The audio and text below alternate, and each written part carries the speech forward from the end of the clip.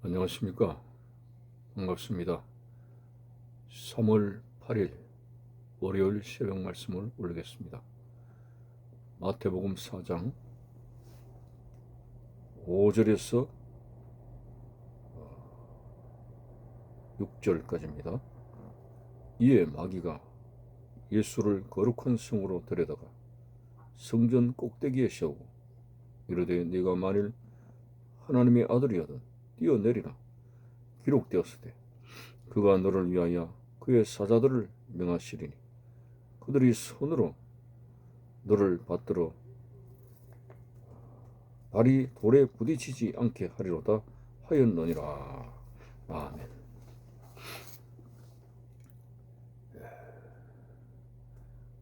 예수님께서 공생애를 시작하시려고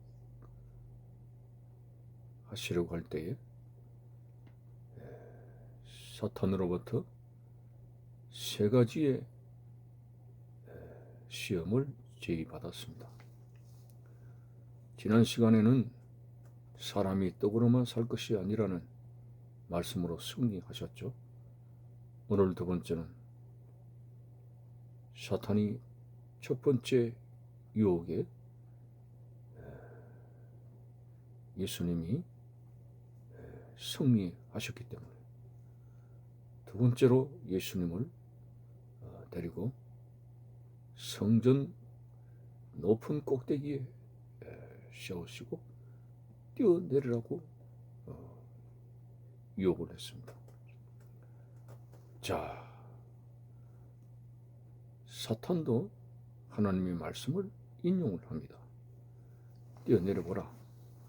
하나님 말씀에 기록되기를 너를 위하여 천사들을 명하시고 그 천사들이 당신을 땅에 떨어지지 않도록 받들어서 부딪히지 않게 하신다고 하지 않았느냐. 이렇게 말씀을 갖다 대면서 말씀에 기록되었으니까 뛰어내려보라고 했습니다. 그때 예수님은 그 사탄의 말에 쏘가 넘어가지 않았습니다. 주 너의 하나님을 시험하지 말라고 말씀을 가지고 사탄을 물리쳤습니다. 자, 오늘 예수님께서 사탄에게 두 번째 받은 이 시험, 주 너의 하나님을 시험하지 말라. 그렇죠. 예수님은 뛰어내릴 수가 있습니다. 하나님의 아들이시기 때문에 과연 말씀대로 천사를 보내시어서 예수님의 몸이 땅에 부딪히지 않도록도 하실 것입니다. 그런데 주님은 그 같은 사탄의 제의에 거부를 하시고 주 너의 하나님을 시험하지 말라고 했습니다. 오늘 이 말씀 속에서 우리가 가지게 될 메시지는 왜 전능하신 하나님을 함부로 시험을 하느냐 이거죠. 사탄은 충동질을 해서 하나님 아버지를 시험하도록 만들었습니다. 다시 말해서 과연 하나님께서 전능하신데 당신이 뛰어내릴 때에 천사를 명하시고 당신의 몸이 땅에 부딪히지 않도록 하시는가를 한번 봐라. 여러분, 오늘 우리는 거룩하신 하나님을 감히 죄인된 우리들이 하나님의 이름을 막는 데 이끌고 전능하신 하나님을 시험하는 쪽으로 그러한 신앙생활은 죄를 범하는 것입니다. 예를 들어서 어떤 성도는 무슨 독을 마실지라도 해를 받지 아니하며 이 말씀을 믿고서 그래 나는 독약을 먹어도 죽지 않는다. 그렇게 말씀이 기록되었으니까. 그래서 그 사람은 독약을 먹고 죽었습니다. 왜 이런 일이 발생했습니까? 하나님은 능히 그 사람이 독을 먹어도 죽지 않도록 하실 수가 있습니다. 그렇지만은 그 사람은 하나님을 시험한 것입니다. 전능하신 하나님이 나를 독을 취해도 살려주실 줄 믿는다. 구체적으로 말해서 하나님의 기적은 정말 우리가 하나님의 뜻대로 살아가는 상황에서 정말 어떤 위급한 일을 만나거나 삶의 위기에서 하나님이 불쌍히 여겨달라고 간구하는 도움을 요청하는 그런 상황에서 우리가 기도가 되어져야 되는데 오늘 이 사탄은 하나님이 그러하실까 아니할까 이렇게 재어보는 하나님을 시험하는 이런 죄를 짓도록 하게 한 것입니다. 하나님은 정말 홍해를 갈라서 육지가 되도록 만드시고 능치 못하실 일이 없습니다. 그러나 이러한 능력을 자기의 삶에 있어서 하나의 희열을 느끼고 재미를 느끼기 위해서 시험하는 쪽으로 하나님의 능력을 그렇게 강구하는 기도의 남용을 가져와서는 안 됩니다. 참으로 오늘 우리 하나님은 거룩하신 분이기 때문에 사람들에 의해서 망령되게 일컬어지는 그런 하나님이 아니십니다. 오늘 예수님은 주 너의 하나님을 시험하지 말라고 하신 것입니다.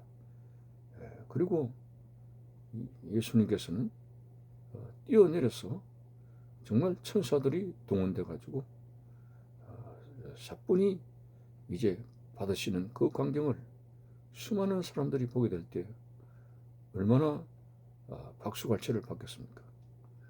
주님은 바로 이 부분을 싫어했습니다. 우리 아버지 하나님께 영광이 되어야 되지 주님께서 하나님의 능력을 이용함으로 영광을 받으시기를 원치 아니하셨습니다. 여러분, 오늘 하나님께서 우리에게 은사를 주시고 하나님의 능력을 주시는 이것은 하나님의 영광을 위해서 하나님의 뜻대로 주님을 섬기고 주의 일을 할 수 있도록 주신 것입니다. 가끔 이 땅에 하나님 은사를 받은 사람들이 그 영광을 가로채고 자기 자신이 받으면서 하나님의 은사를 남용하는 경우들이 많습니다.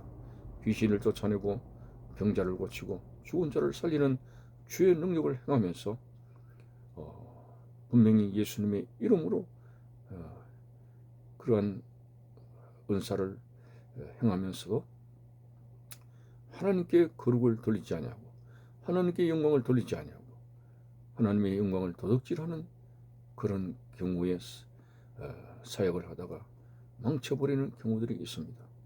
여러분, 오늘 이 두 번째 시험에서 주님께서 우리에게 가르쳐준 메시지는 모든 영광은 하나님께 돌려야 된다.